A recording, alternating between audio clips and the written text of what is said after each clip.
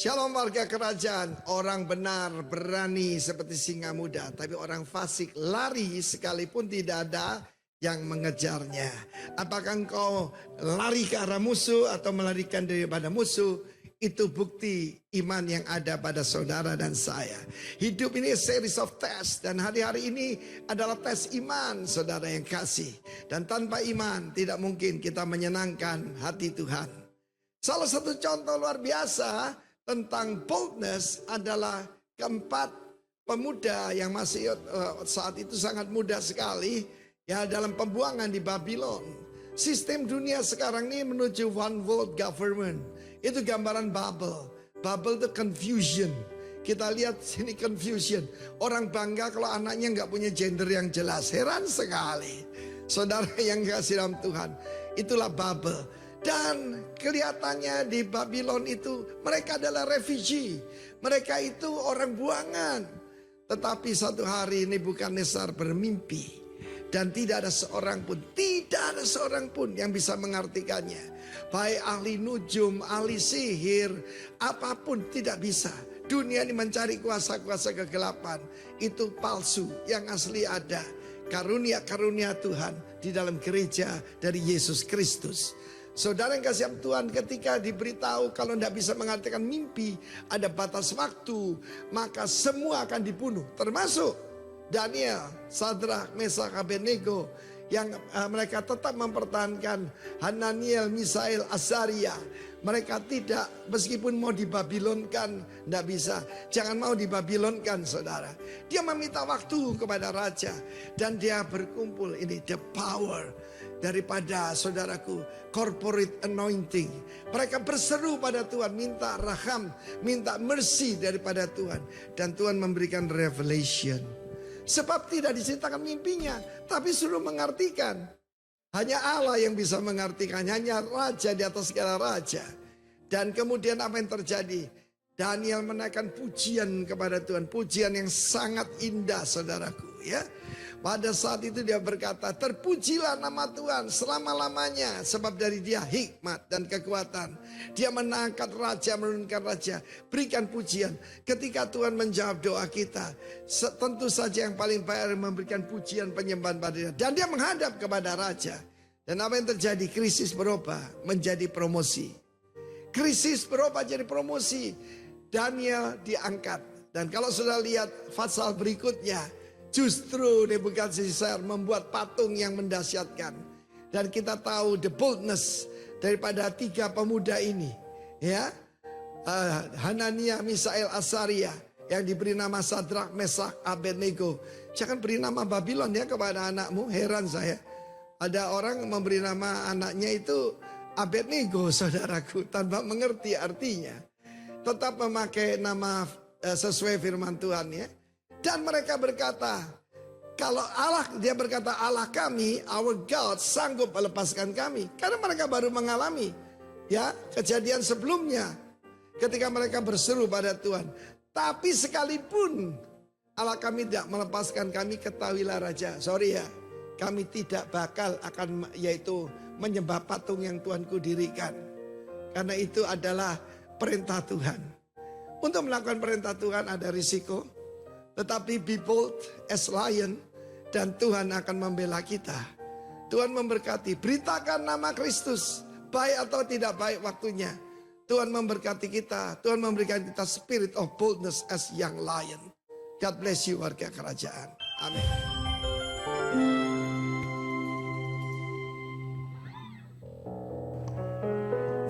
Shalom. Shalom warga kerajaan, apa kabar? Dahsyat, luar biasa, merdeka.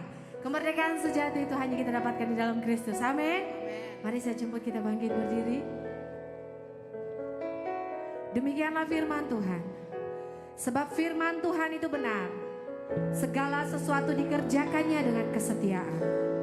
Ia senang kepada keadilan dan hukum. Bumi penuh dengan kasih setia Tuhan. Oleh firman Tuhan langit telah dijadikan. Oleh nafas dari mulutnya segala tentaranya. Thank you Lord. Engkaulah Raja atas hidup kami. Engkau berdaulat atas hidup kami. Dan saat ini Tuhan, kami datang memuji dan menyembah Engkau. Terimalah segala pujian, hormat dan kemuliaan yang kami naikkan kepadamu. Dan kami percaya Engkau hadir di tempat ini Tuhan. Engkau hadir dalam kehidupan kami Tuhan. Engkau mengurapi kami, tubuh jiwa roh kami, hati pikiran kami ada dalam kuasa-Mu. Terima kasih Bapa, kami habiskan ibadah pagi hari ini hanya di dalam nama Bapa, Putra, dan Roh Kudus, yaitu di dalam nama Tuhan Yesus Kristus. Amin. Thank you Lord. Sebab hanya Engkau yang layak dipuji dan disembah.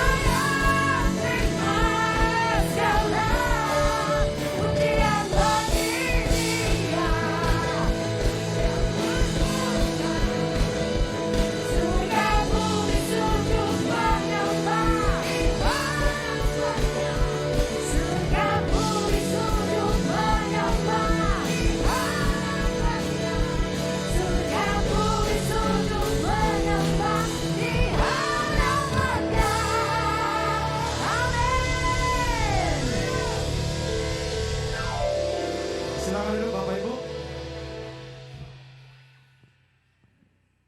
Baik Bapak Ibu yang dikasihi Tuhan Yesus, hari ini kita akan melangsungkan penyerahan anak.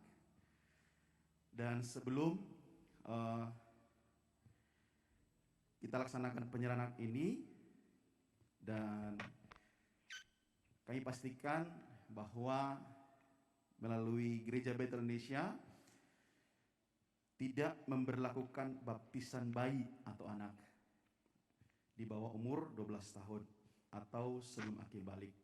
Nah Bapak Ibu, karena orang dibaptis ialah orang yang sungguh-sungguh percaya kepada Yesus. Dalam Markus 16 ayat 16 berkata, siapa yang percaya dan dibaptis akan diselamatkan, tetapi siapa yang tidak percaya akan dihukum.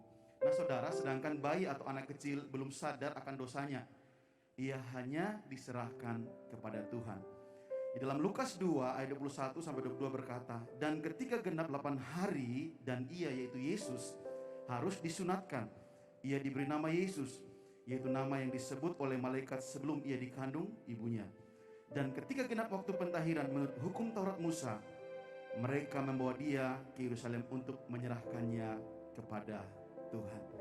Nah itu saudara, saya akan memanggil kedua orang tua beserta anak yang akan diserahkan. Yang pertama saya panggil Bapak Sony dan Ibu Balandina dengan anak Cynthia. Kemudian yang berikut Bapak Nixon dan Ibu Wanda atau Ibu Mawati dengan anak Jeremia, silakan ke depan. Dan selanjutnya saya serahkan kepada Ibu Gembala.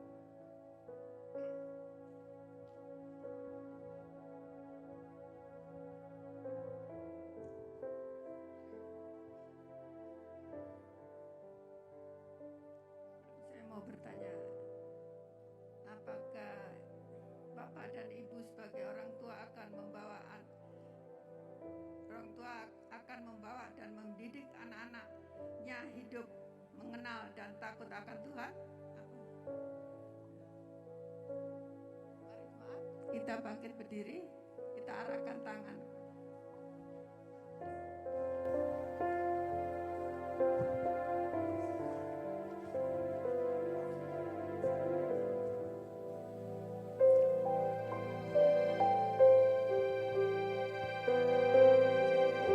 Aku serahkan kau dalam nama Bapa, Anak, Putra dan Roh Kudus. Cinta Aprilia Kesia Krisifu. Jadilah anak yang hidup takut akan Tuhan dan menjadi kuat dan menjadi berkat dimanapun kau berada, dan menyenangkan hati orang-orang di sekitarmu. Hiduplah takut dan mendengar-dengar kepada orang tua.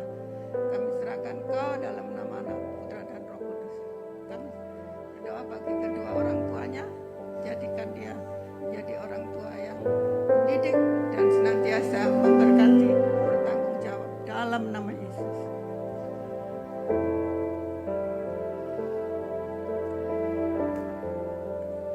Aku serahkan kau, Jeremia Putra Pratama, Merah Habaya, di dalam nama Bapa, Putra dan Roh Kudus.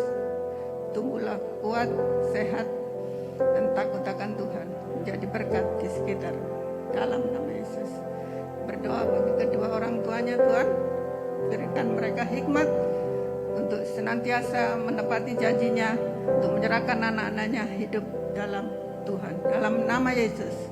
Haleluya, amin. Puji Tuhan, kami persilakan duduk kembali.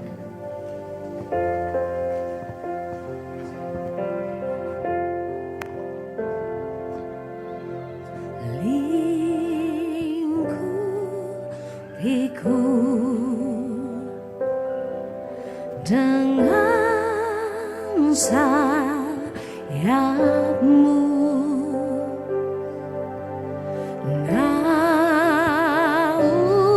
naungiku dalam kuasa-Mu. Di saat badai bergelora, ku akan terbang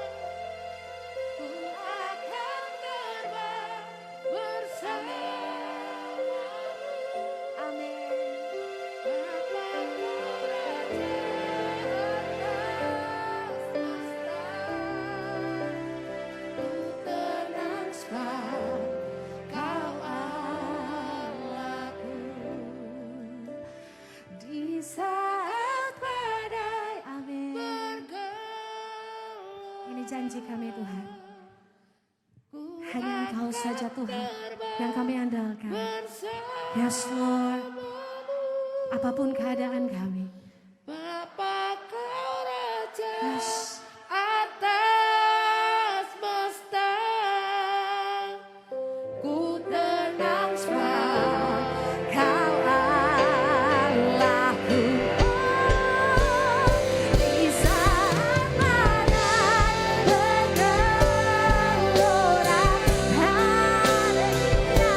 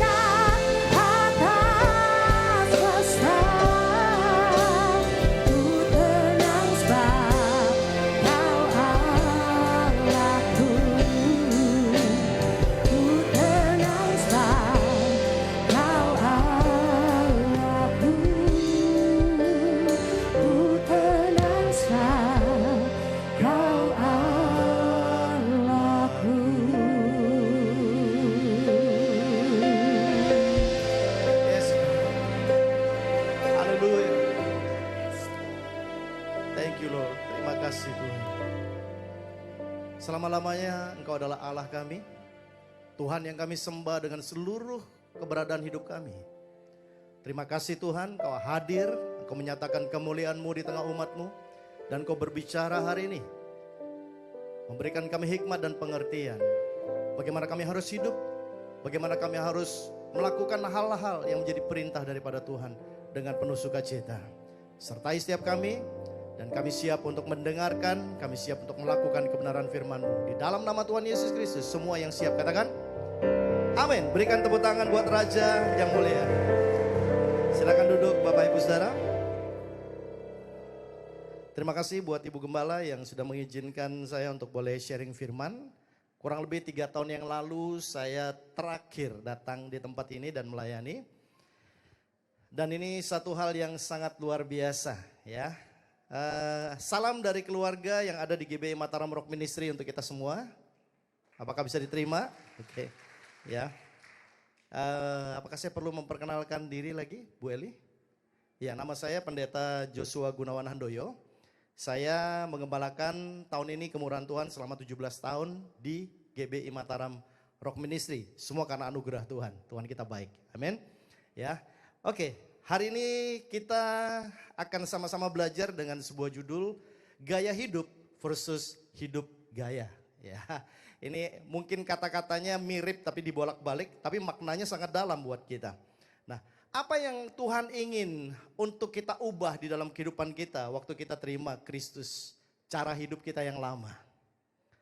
Cara hidup yang lama ini mungkin kita sudah terima Yesus, tapi cara berpikir kita masih cara berpikir yang lama. Gaya hidup kita masih seperti dulu sebelum kita menerima kasih karunia dan kemurahan Allah dalam kehidupan kita.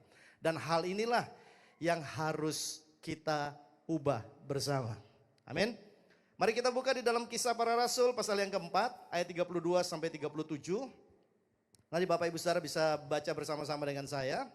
Ayat 32.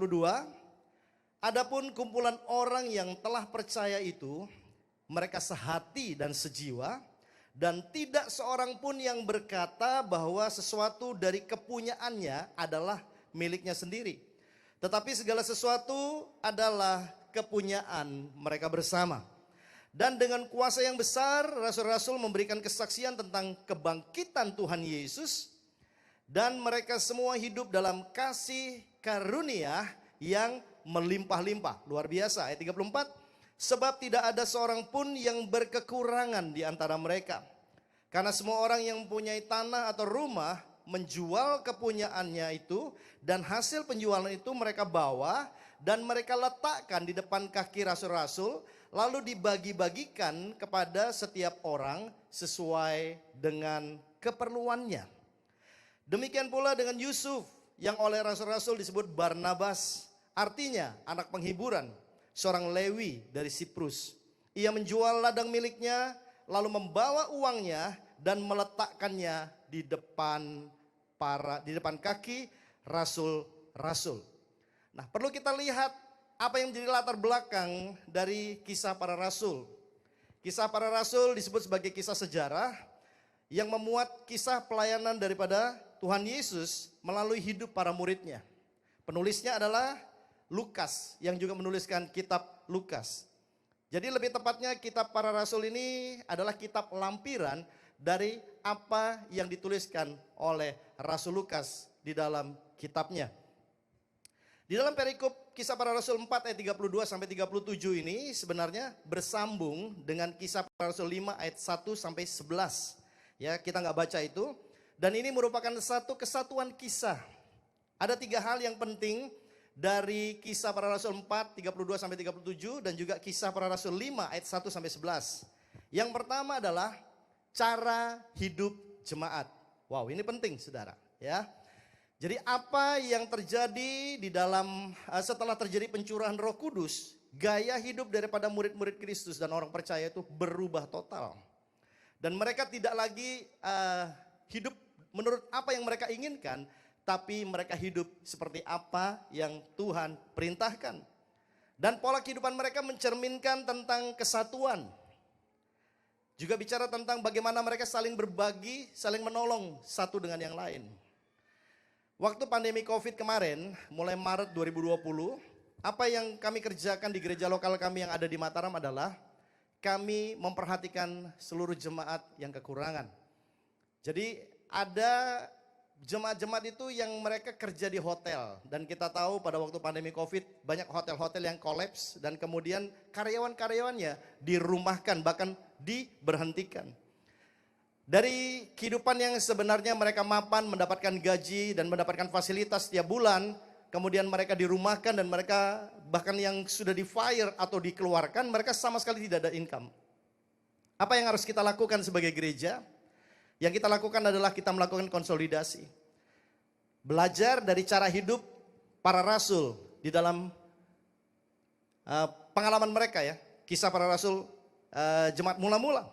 Bagaimana mereka saling berbagi dan mereka saling menolong. Dan disinilah saya katakan keindahan kasih Tuhan itu bisa dinyatakan. Sebenarnya cara hidup daripada jemaat mula-mula ini adalah cara hidup gereja sampai kapanpun, sampai dengan hari ini. Itu masih sangat baik untuk kita kerjakan dan kita lakukan. Berapa banyak yang setuju? Amin. Ya, karena kasih itu butuh action. Kasih itu bukan hanya teori, kasih itu bukan hanya sekedar kata-kata, tapi kasih itu perlu pembuktian. Dia adalah orang dari suku Lewi, berasal dari Siprus, bukan dari Yerusalem. Dan yang ketiga, kita melihat ada pasangan yang punya hati jahat dan licik yang bernama Ananias dan Safira. Nah, inilah yang merupakan cerita yang kita akan sama-sama pelajari pada hari ini. Di dalam bulan Declaring King's Mandate, saudara. Kita melihat bahwa mandat kerajaan ini ada 2. Yang pertama adalah mandat budaya. Katakan bersama saya mandat budaya. Nah, budaya ini bicara tentang bagaimana kita mengelola hidup kita dan bagaimana cara kita hidup. Di dalam cara kita hidup ada cara bagaimana kita berpikir, bagaimana cara kita memandang, dan bagaimana kita bersikap. Ada sebuah quote yang menarik saya ajak kita untuk baca sama-sama. Kasih sejati itu bukan basa-basi. Oke, baca sama-sama 1, 2, 3. Kasih sejati itu bukan basa-basi. Dunia butuh tindakan nyata, bukan sekedar kata-kata. Ada banyak gereja yang mereka tidak aware dan mereka tidak care dengan kondisi jemaat yang ada. Kami belajar, bukan berarti kami lebih baik, waktu gempa pertama kali terjadi pada tanggal 29 Juli tahun 2018. Dan kemudian jemaat itu juga banyak mengalami ketakutan, kekhawatiran. Nah, disitulah kita mulai bekerja melalui komsel-komsel yang ada. Untuk apa? Untuk encourage, untuk memberikan dorongan. kebersamaan, tinggal di tenda sama-sama, dan kemudian kita buat dapur umum, makan sama-sama, dan kita sama-sama tolong banyak orang-orang lain yang mereka mengalami kerugian yang sangat besar pada waktu itu, rumah mereka hancur dan sebagainya. Nah, waktu kami mengalami itu, saya melihat begini, justru ada kehadiran Tuhan yang sangat nyata di dalam kehidupan jemaat. Karena itulah hati Tuhan. Percayakah saudara? Tuhan itu bukan hanya mengajarkan tentang kasih, tapi Tuhan adalah kasih itu sendiri. Ini oleh sebab itu saya katakan kasih itu bukan hanya sekedar kata-kata saudara. Dan kasih itu bukan basa-basi. Tapi itu harus dinyatakan dalam tindakan nyata. Yang menarik di sini kita lihat di dalam ayat yang ke-32 ya. Adapun kumpulan orang yang telah percaya itu mereka sehati dan sejiwa. Saya mau tanya, susah enggak kita membangun satu kesehatian di dalam komunitas, dalam gereja? Susah atau gampang? Gak ada yang jawab. Saya bilang enggak mudah, saudara. Ya, tapi kita melihat apa yang menyebabkan jemaat mula-mula ini mereka begitu luar biasa. Mereka tidak memikirkan diri mereka sendiri. Mereka memikirkan orang lain sebagaimana mereka juga tahu bahwa Allah mengasihi mereka. Spirit apakah yang ada di balik ini semua? Di awal tadi sudah saya katakan bahwa ini kisah para rasul pasal 2, pasal 4 dan semuanya ini dimulai dari satu hal, pencurahan Roh Kudus. Mereka yang hidup terpecah-pecah, mereka yang hidup dengan kepentingan mereka sendiri, mereka yang hidup dengan tujuan hidup mereka sendiri. Pada waktu mereka menerima Roh Kudus, mereka mengerti dan mengenal tentang kasih daripada Allah yang begitu luar biasa. Yang mereka terima dan mereka juga mau bagikan kepada orang lain. Makanya mereka bisa punya kesehatian dan ini yang harus dikejar oleh gereja. Kita nggak akan bisa membangun sesuatu kalau di antara kita terpecah-pecah, saudara.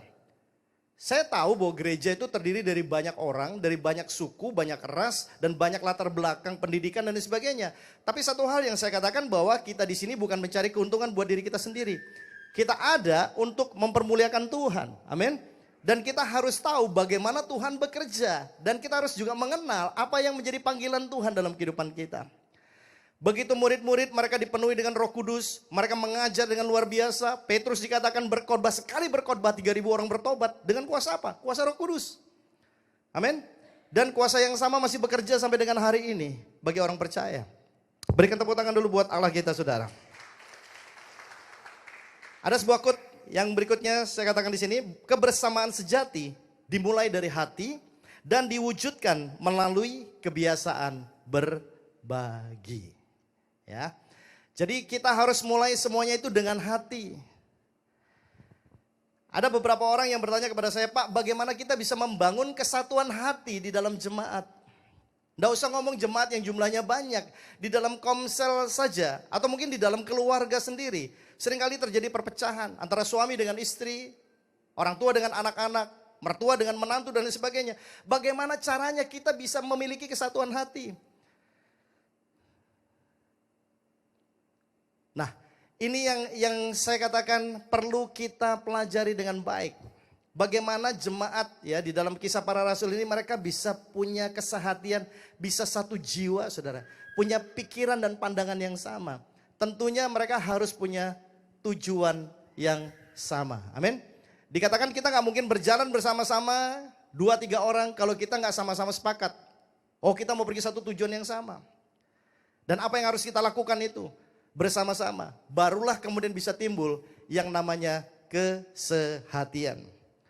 Di dalam Efesus pasal 4 ayat 4 sampai dengan ayat yang ke-6 ya. Di dalam Kristus sebenarnya kita ini memiliki kesamaan-kesamaan baru yang jauh melampaui semua perbedaan. Sekali lagi saya bilang perbedaan itu bukan berarti tidak baik ya. Kita belajar dari Rasul Paulus mengajarkan prinsip perbedaan itu dengan begitu luar biasa. Apa itu saudara? Kesatuan tubuh Kristus. Ada yang berfungsi sebagai tangan, ada yang berfungsi sebagai kaki, ada yang berfungsi sebagai mata, sebagai telinga dan sebagainya. Apakah yang satu boleh memegahkan diri dan berkata dia lebih penting daripada yang lain? No, saudara. Bayangkan, kalau kita nggak punya tangan, betapa sulitnya hidup kita. Kita nggak punya mata. Itu susah, saudara. Tapi kita dibangun ya dari keberagaman, dari berbagai macam latar belakang dengan satu tujuan untuk mempermuliakan nama Tuhan. Amin saudara. Nah, kesatuan inilah saudara, di tengah keberagaman, di tengah perbedaan pandangan dan sebagainya, kita harus tunduk kepada firman Tuhan saudara. Kita harus tunduk kepada pribadi yang sudah menebus kita. Dan kita bukan lagi milik kita sendiri. Kita sudah terjual, dulu terjual kepada dosa. Sekarang kita terjual kepada Kristus. Dan Kristus yang sangat mengasihi kita. Nah, kita melihat di sini. Di dalam Efesus pasal 4 ayat 4 sampai dengan ayat yang ke-6. Saya temukan ada 7 hal yang bisa menjadi alasan kenapa kita bisa sehati dan kita bisa sejiwa. Sekali lagi, ini hanya bisa kita lakukan kalau kita dipenuhi oleh Roh Kudus. Amin. Ya, kita tunduk kepada Roh Allah yang melembutkan hati kita yang keras, yang memberikan kita hikmat dan pengertian. Yang pertama di sana dikatakan kita punya kesamaan. Pertama, satu tubuh, tubuh Kristus. Amin. Ya, gereja ini semua adalah satu kesatuan tubuh Kristus. Berfungsilah sesuai dengan apa yang Tuhan berikan buat kita. Yang kedua, satu roh. Ada roh Allah dalam kehidupan setiap kita. Dan kemudian dikatakan one hope. Satu pengharapan. Luar biasa saudara. Pengharapan kita bukan tentang apa yang sementara saudara. Pengharapan kita ini sampai kepada kekekalan. Amin. Ada jaminan yang luar biasa yang Tuhan mau berikan buat kita. Penyertaan bukan hanya sementara Bapak Ibu Saudara, kita semua ada di muka bumi ini.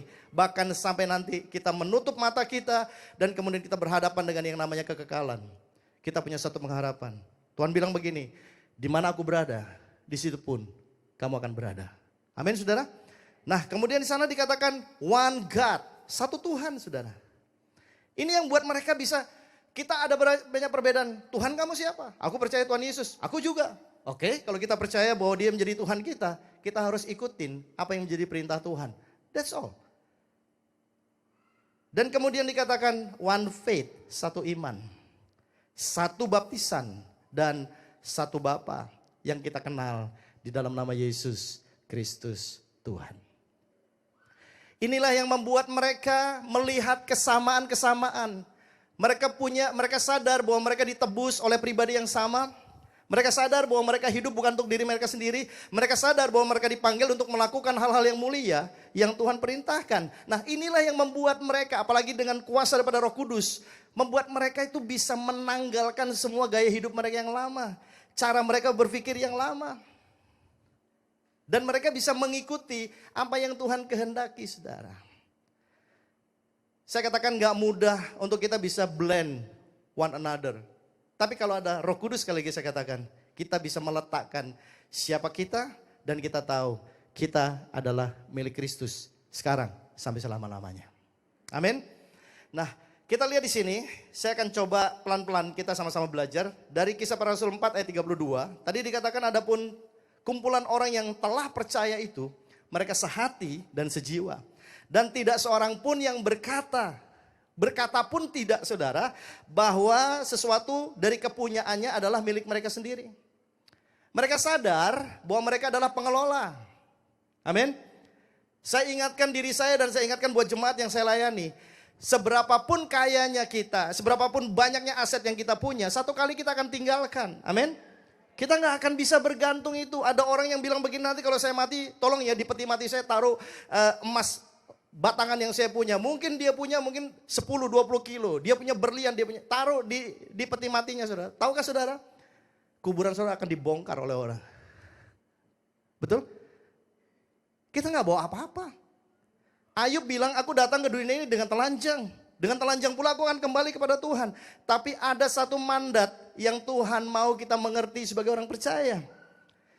Ini yang dikatakan sebagai kingdom mandate. Ini mandat, perintah daripada Tuhan. Dan di dalam mandat ini kita harus tahu bahwa segala sesuatu yang Tuhan berikan kepada kita, perintah yang Tuhan mau kita kerjakan, satu kali itu ada pertanggungjawaban. Kalau saudara tahu arti daripada steward, ya, pengelola, saudara. Pengelola ini digambarkan beberapa kali dalam firman Tuhan. Ada orang tuan yang sangat kaya dan dia mau pergi bepergian tempat yang jauh. Kemudian dia panggil hamba-hamba yang bisa dia percaya. Saudara pernah dengar cerita itu kan? Ya, dan kemudian apa yang dilakukan? Diberikan talenta, diberikan tanggung jawab. Ada yang bilang saya sanggup 5 talenta. Yang satu bilang oke, saya sanggup cuma 2 talenta. Yang satu bilang saya cuma 1 aja. Tapi ketahuilah Bapak Ibu Saudara, Buat hamba-hamba yang mengerti bahwa apa yang dipercayakan oleh tuannya ini satu kali nanti akan dimintain pertanggungjawaban. Hamba 5 talenta mengerti. Dia kerjakan dengan segenap hati. Dia memperoleh laba 5 talenta. Yang 2 talenta juga sama. Dia nggak santai-santai. Dan dia nggak bilang begini, saya, nah waktu terus berjalan. Nah, jangan salah persepsi ya. Misalnya nanti ada temanmu atau dalam komsel, dia punya 2 rumah ya. Kemudian berkata begini, bro, kita dengar khotbah tadi ya. Dikatakan milikmu adalah milikku juga. Ini manipulasi saudara. Ya, dia nggak mau kerja, dia malas, dia cuma datang dan kemudian ke komunitas orang Kristen dan kemudian berkata begini, firman Tuhan berkata bahwa harta yang kamu punya itu bukan milik kamu sendiri. Bukan itu pengertiannya saudara. Amin. Ya, setiap orang juga harus bekerja dan dikatakan di sini ya di dalam ayat yang 34, sebab tidak ada seorang pun yang berkekurangan di antara mereka. Catat baik-baik. Ya, karena semua orang yang punya tanah atau rumah menjual kepunyaannya itu dan hasil penjualan itu mereka bawa dan mereka letakkan di depan kaki rasul-rasul untuk apa? Dibagikan kepada setiap orang sesuai dengan keperluannya. Ini prinsip ini penting. Ya, perlu ya kebutuhan atau keinginan saudara. Jadi waktu pengalaman kami di Mataram, mereka yang nggak bisa makan, saya bilang sama seluruh leader, perhatikan semua komsel-komsel, ya. Jadi mereka tidak boleh sampai tidak bisa makan atau tidak bisa minum. Kalau hal-hal yang lain kita nggak bisa. Ada yang bilang, oh Pak, kami butuh rumah, kami nggak bisa sampai sejauh itu, ya. Tapi yang kita bisa berikan adalah terjamin makan, minum, dan juga ada beberapa orang tua yang anaknya sekolah nggak bisa bayar sekolah. Itu ada orang tua asuh, ada tim sendiri yang akan menangani. Jadi yang kami coba bangun adalah kebersamaan. Bukan hanya bicara di mimbar, bukan hanya bicara tentang kasih Tuhan. Tapi kita harus wujud nyatakan itu dalam kehidupan kita sehari-hari. Ketahuilah Bapak Ibu Saudara, dikatakan di dalam kitab Kisah Para Rasul itu. Kelompok mereka itu disukai oleh semua orang. Mereka itu memberikan pengaruh yang luar biasa. Tahukah saudara bahwa love is power? Amin. Bahwa kasih itu adalah satu kekuatan yang luar biasa, lebih hebat daripada bom atom. Karena kasih bisa mendamaikan orang-orang yang sedang bertikai, saudara. Nah, ini penting sekali untuk kita kerjakan bersama, Bapak Ibu Saudara. Ini mandat kerajaan, mandat budaya harus menjadi gaya hidup setiap orang percaya. Berbagi, saling mendoakan, saling mendukung satu dengan yang lain. Kalau memang harta engkau tidak punya, berikan attention, berikan perhatian. Amin. Doakan, bangun satu relationship, satu hubungan yang sehat antara keluarga-keluarga maupun keluarga-keluarga secara rohani. Dan karena hal ini mereka memberikan sebuah dampak yang luar biasa. Makanya Petrus waktu dia berkhotbah, saya percaya ada kuasa Roh Kudus, ada kuasa Injil yang diberitakan saudara. Tapi tahukah saudara, orang-orang banyak tidak akan bisa tertarik kalau mereka punya gaya hidup yang salah. Amin saudara. Orang-orang yang tidak kenal Tuhan, mereka lihat, mereka memperhatikan apa yang terjadi dalam kehidupan para rasul. Dari para penakut, mereka melarikan diri waktu Yesus ditangkap. Dan mereka gak berani bilang, bahkan Petrus yang berkata, oh aku berani, aku siap mati buat engkau. 3 kali dia menyangkal Tuhannya saudara. Tapi begitu dia dipenuhi dengan Roh Kudus saudara, hidupnya berubah. Dan dikatakan dia berbicara di depan orang banyak. Boldness saudara. Dan orang-orang dilawat oleh Tuhan. Saya mengerti bahwa ada satu kerjasama yang luar biasa antara sikap hidup kita saudara dengan Injil itu diberitakan. Amin. Kadang-kadang kita gak perlu ngomong terlalu banyak, tapi orang tertarik dengan gaya hidup kita. Kita mudah untuk mengampuni orang lain. Saya bicara dengan jemaat, gak mudah loh kita mengampuni orang lain, apalagi orang lain yang bersalah kepada kita. Tapi Yesus berkata begini, ampunilah mereka, karena mereka tidak tahu apa yang mereka perbuat. Amin saudara. Ada banyak orang hidup di dalam kegelapan dan mereka perlu dibebaskan. Melalui apa? Melalui cara hidup kita. Bagaimana kita mengalami Kristus. Bagaimana kita sadar kita yang tidak layak. Kita dilayakkan oleh Tuhan. Dan itulah yang membuat saya belajar di dalam pengembalaan. Saya ini bukan orang yang sabar. Saya ini bukan orang yang saya ini orangnya strict banget. 17 tahun dalam kasih karunia Tuhan dan kemarin waktu ulang tahun gereja ke-31. Istri saya diminta untuk bicara, ya.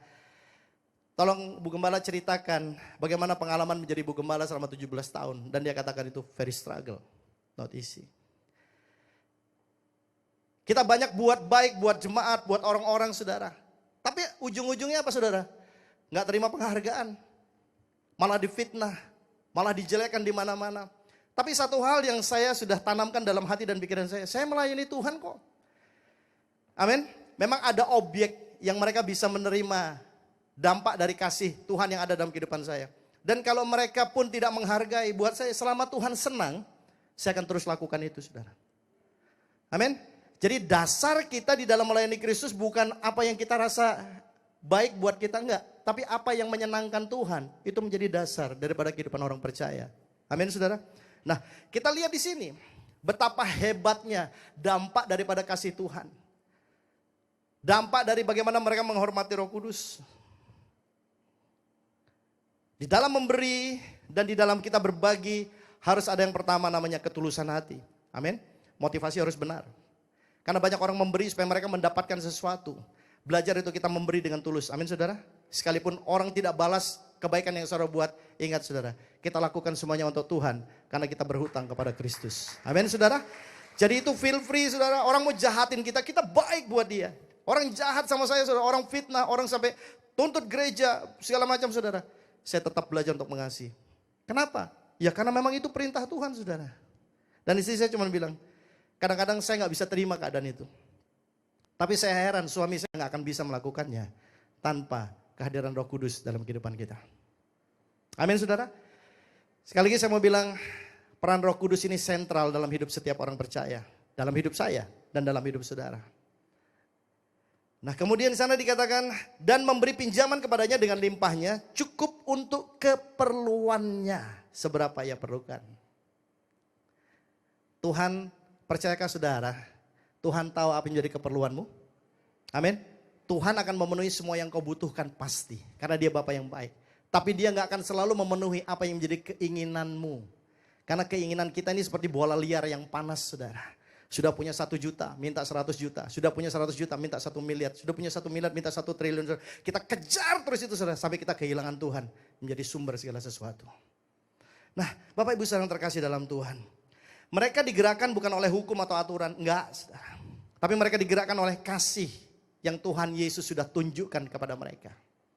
Mereka lihat, murid-murid ini lihat, mereka berjalan 3,5 tahun bersama dengan Tuhan Yesus. Dan semua itu tertanam di dalam hati dan pikiran mereka. Makanya saya bilang, kita gak akan bisa menjadi pribadi yang menyerupai Kristus kalau kita gak mau berjalan tiap hari dengan Tuhan. Kalau kita gak mau bangun pagi, kita gak mau belajar dari firman Tuhan, mengisi hidup kita dengan kebenaran firman Tuhan, dan kemudian kita belajar untuk melakukan itu. Kalau kita mengasihi Tuhan saudara, gak ada yang sulit buat kita untuk berbuat baik kepada sesama. Amin saudara. Kalau ada orang Kristen yang masih jahat hatinya saudara, engkau belum mengalami Kristus secara pribadi dalam kehidupanmu. Saya ini orang jahat saudara. Tapi saya bersyukur, hutang saya sudah lunas dibayar.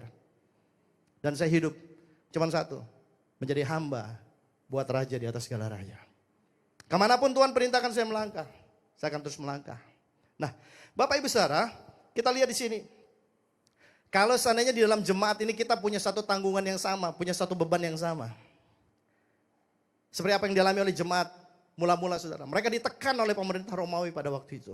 Mereka mau ditangkap, mau dianiaya, bahkan mau dibunuh saudara. Itulah yang membuat mereka bisa punya kesehatian. Jadi kalau ada masalah di antara kita saudara, tenang. Itu adalah sarana untuk kita bisa saling menolong satu dengan yang lain. Amin. Coba bilang kiri kananmu tenang. Ya, Tuhan masih dalam kontrol. God is in control. Amin. Nah justru itulah yang membuat kita bisa blend satu dengan yang lain. Apa perlu kita doakan kerusuhan terjadi? Gak perlu ya saudara ya. Tahun 2000 awal ya 171 kerusuhan terjadi. Saudara tahu gak? Saya harus ngomong ini secara online juga saya tahu beberapa orang akan dengar ini. Tapi saya mesti sampaikan waktu kerusuhan terjadi di Mataram saudara. Gereja-gereja dibakar, dihancurkan dan sebagainya. Rumah-rumah jemaat dihancurkan, dijarah dan sebagainya. Tahukah saudara? Pada waktu itu terjadi breakthrough antara semua gembala-gembala yang ada. Gereja sekota kita buat acara rekonsiliasi. Di situ Tuhan lawat dengan luar biasa. Kenapa? Sama-sama menderita saudara. Sama-sama dianiaya. Jadi saudara bisa ngerti ya. Kenapa jemaat itu begitu kuat dengan Tuhan. Karena mereka cuma berpikir begini. Tanpa Tuhan mereka gak bisa buat apa-apa. Amin. Kalau hari ini saudara masih bisa lakukan sesuatu dengan kekuatanmu saudara, kamu mesti rendahkan hati di bawah tangan Tuhan. Gak ada satupun yang kita bisa lakukan tanpa pertolongan daripada Tuhan. Bahkan untuk menarik nafas saja kita butuh kemurahan Tuhan. Amin. Ya, saya akan cukupkan di sini. Materinya sebenarnya masih untuk seminggu, Bu Eli. Ya, tapi ya udah cukup ya, karena saya lihat waktunya sudah habis. Cuman yang saya ingin tegaskan di sini, Bapak Ibu Saudara, ada cara hidup Kristus yang harus dihidupi oleh jemaat. Kita belajar dari hidup Kristus, kita belajar dari hidup jemaat mula-mula, mereka mengalami breakthrough saudara. Dan saya percaya di Jayapura ini juga, kalau diterapkan, semua orang punya hatinya Tuhan. Setiap orang punya pikiran Kristus saudara. Gereja ini saudara mungkin gak perlu bicara tentang Kristus di luar. Orang-orang akan ditarik datang ke sini. Dan mereka bilang ini, saya mau belajar hidup yang luar biasa seperti ini saudara. Nama Tuhan dipermuliakan di atas segala sesuatu. Amin. Wow, sekali lagi berikan tepuk tangan buat Tuhan. Nanti di ibadah yang berikutnya saya akan bicara tentang mandat pemerintahan, ini penting. Ya, tapi sekali lagi saudara, gaya hidup Kristus itu bukan hidup untuk bergaya, untuk show off, enggak saudara. Tapi kita semua adalah cermin kemuliaan bagi Kristus. Saya berdoa Bapak Ibu Saudara dimanapun kau berada, sebagai suami terhadap istri dan anak-anakmu, ya sebagai istri terhadap suami dengan anak-anakmu, pertua dengan menantu, dan pemimpin gereja, gembala dengan yang digembalakan, semua saudara. Kalau kita punya gaya hidup kerajaan Allah, kita punya gaya hidup Kristus, believe me, ada pengurapan Tuhan yang Tuhan akan berikan. Ada kesembuhan di situ, ada pemulihan, ada sukacita, dan kita akan melihat Tuhan sendiri berkenan atas hidup setiap kita. Amin. Saya mengundang kita bangkit berdiri sama-sama.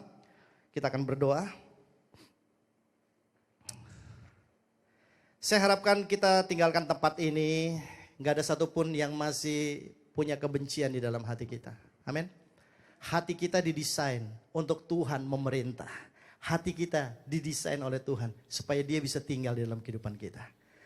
Tapi kalaupun dia ada di hati saudara, berapa banyak yang percaya Tuhan ada di hati saudara? Oke, izinkan dia memerintah atas hati dan pikiranmu. Karena banyak orang Kristen bilang, saya datang saya baca firman Tuhan, tapi firman Tuhan ini gak pernah merubah hati dan kehidupannya. Hidupnya tetap sama, sebelum kenal Tuhan, keras, susah mengampuni, ya, sombong, ego saudara, merasa diri paling penting. Enggak saudara, kita lihat, mereka yang berkelebihan, mereka berbagi.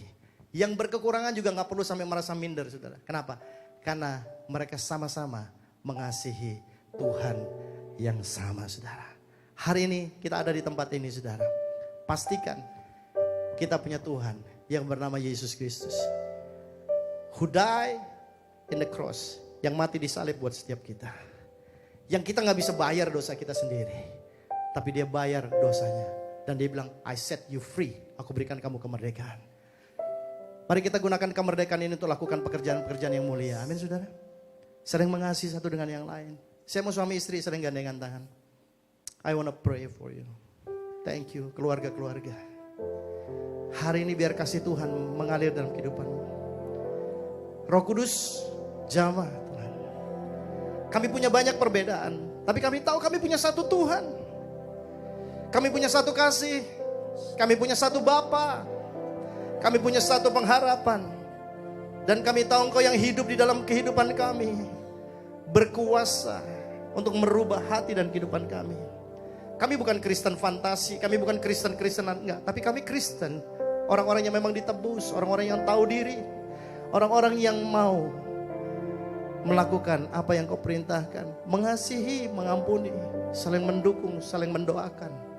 Saling peduli satu dengan yang lain. Tuhan nyatakan kasih-Mu atas jemaat-Mu yang ada di tempat ini. Maupun mereka yang mendengarkan secara online hari ini. We need your love. Kami butuh kasih-Mu Tuhan.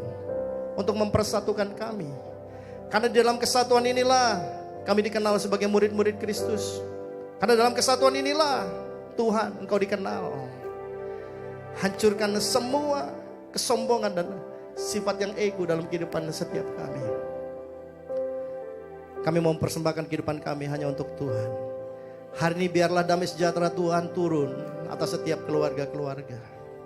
Semua perbedaan ditutup oleh kasih Tuhan. Karena kasih itu menutup banyak kesalahan. Aku berdoa Tuhan, lawat setiap kami. Penuhi setiap kami. Dan kami mau hidup sebagaimana Engkau hidup. Kami mau hidup sebagai murid-murid. Mereka menunjukkan kasih yang nyata. Bukan kasih hanya sekedar teori, tapi kasih dalam perbuatan. Berdoa mulai hari ini Tuhan, pemulihan terjadi atas setiap pribadi yang sakit disembuhkan oleh Tuhan. Tuhan sembuhkan kau, Tuhan pulihkan kau. Dan Tuhan akan menyatakan terus kemuliaan demi kemuliaan dalam kehidupanmu. Terima kasih Tuhan, kami bersyukur. Dalam nama Yesus kami berdoa, kami bersyukur. Haleluya. Amin.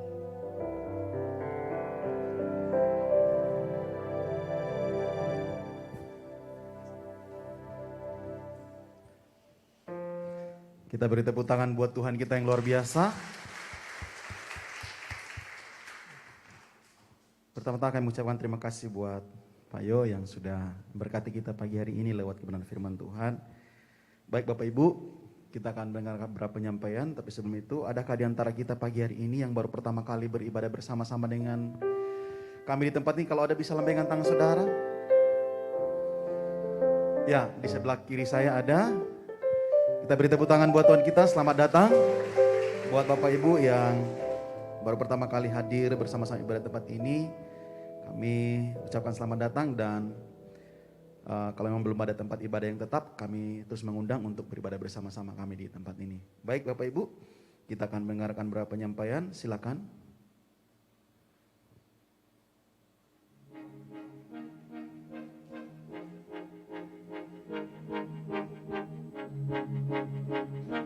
Ibadah Raya Umum GBI Rock Jayapura dilaksanakan 3 kali. Di Rock Center Entrop mulai jam 9 pagi, di Rock Center Sentani juga mulai jam 9 pagi, di Rock Hall Mall Jayapura lantai 4 mulai jam 11 siang. Ibadah dilaksanakan sesuai dan mengikuti protokol kesehatan. Untuk link pendaftaran bisa didapatkan melalui media sosial dan Gembala Komsel dan dibuka setiap hari Kamis dan ditutup hari Sabtu pukul 12 siang. GBI Rock Jayapura mengundang Anda, Bapak Ibu Jemaat yang belum berkomsel untuk bertumbuh bersama dalam komunitas orang percaya atau komsel. Untuk informasi lebih jelas bisa menghubungi Komsel Center di 0811 489 2004. Ibadah Rocky atau ibadah anak-anak dilaksanakan setiap hari Minggu mulai jam 9 pagi di wilayah Entrop dan Sentani. Ibadah Rocky dilaksanakan sesuai dengan protokol kesehatan. Ibadah Rogen atau ibadah pemuda dilaksanakan setiap hari Sabtu mulai jam 5 sore di Rock Hall Mall Jayapura lantai 4. Ibadah ini dilaksanakan mengikuti protokol kesehatan.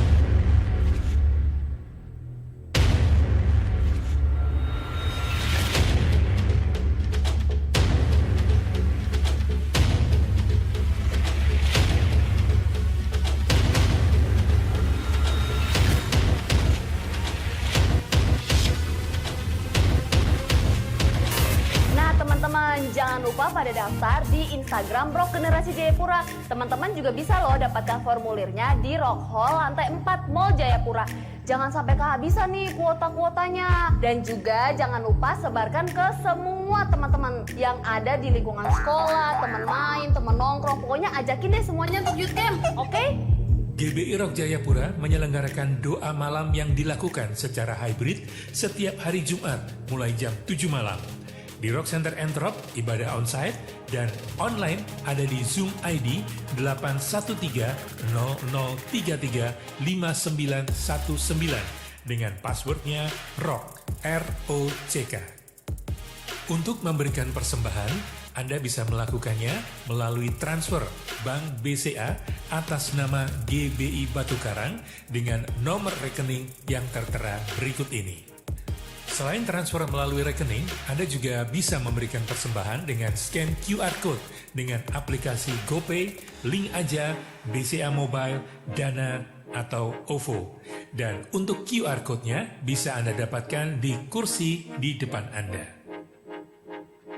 Untuk menghubungi GBI Rock Jayapura, Anda cukup menghubungi hotline kami di 0811 489 2002 atau melalui email hello@rockjayapura.org. GBI Rock Jayapura ada di media sosial. Di Twitter, rock_Jayapura, Instagram, rock_Jayapura, Facebook, Rock Jayapura, dan di YouTube, GBI Rock Jayapura.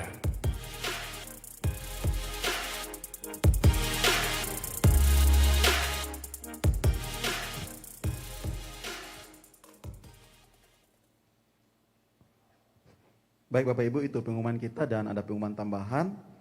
Seluruh gereja GBI Rock Jayapura mengucapkan turut berduka cita atas meninggalnya Ibu Raulina Sinaga. Ini adalah orang tua dari pengerja kita, yaitu Ibu Arta, atau istri daripada Pak Ronald Sandewa yang sebagai ketua atau koordinator multimedia. Dan Ibu Arta ini adalah salah satu guru sekolah minggu. Ya, baik itu berita duka. Dan kemudian kami mengundang Saudari Rendra Berdiri dan juga Dinda yang mereka akan melaksanakan pemberkatan nikah ya pada hari Sabtu tanggal 27 Agustus 2022 di Auditorium Uncen Jayapura. Jadi ini pasangan nanti mereka akan menikah. Jadi saudara, kita doakan, kita dukung mereka biarlah dalam pemberkatan mereka ini Tuhan selalu memberkati kehidupan mereka. Baik itu saja, saya silakan duduk. Saya kembalikan kepada Ibu Gembala. Mari Ibu.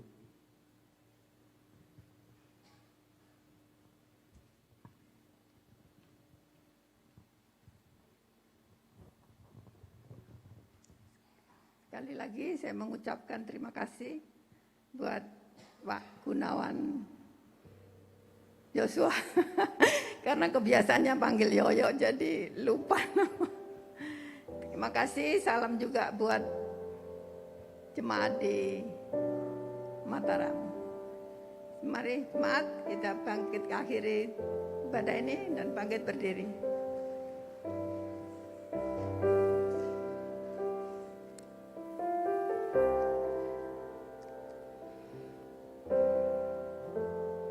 Bapak, kami bersyukur untuk semua yang Kau beri dalam kehidupan kami. Pagi hari ini kami sudah mendengar firman-Mu dan Kau memberkati Pak Gunawan yang sudah menjadi berkat di GBI Rock ini. Kiranya Tuhan memberkati semua pelayanannya, rumah tangganya, dan apa yang dia kerjakan. Semua Tuhan menerima. Terima kasih Tuhan untuk pagi hari ini kami sudah mendengar firman Tuhan. Biarlah kami bukan menjadi pendengar, tapi biarlah kita menjadi pelaku. Dan sehingga apa yang Tuhan mau terjadi dalam kehidupan kita, kita melakukan kasih, menyatukan hati, dan hidup takut akan Tuhan dan menjadi berkat di luar sana. Terima kasih Tuhan untuk semua kami pelayanan bagi baik asir, musik maupun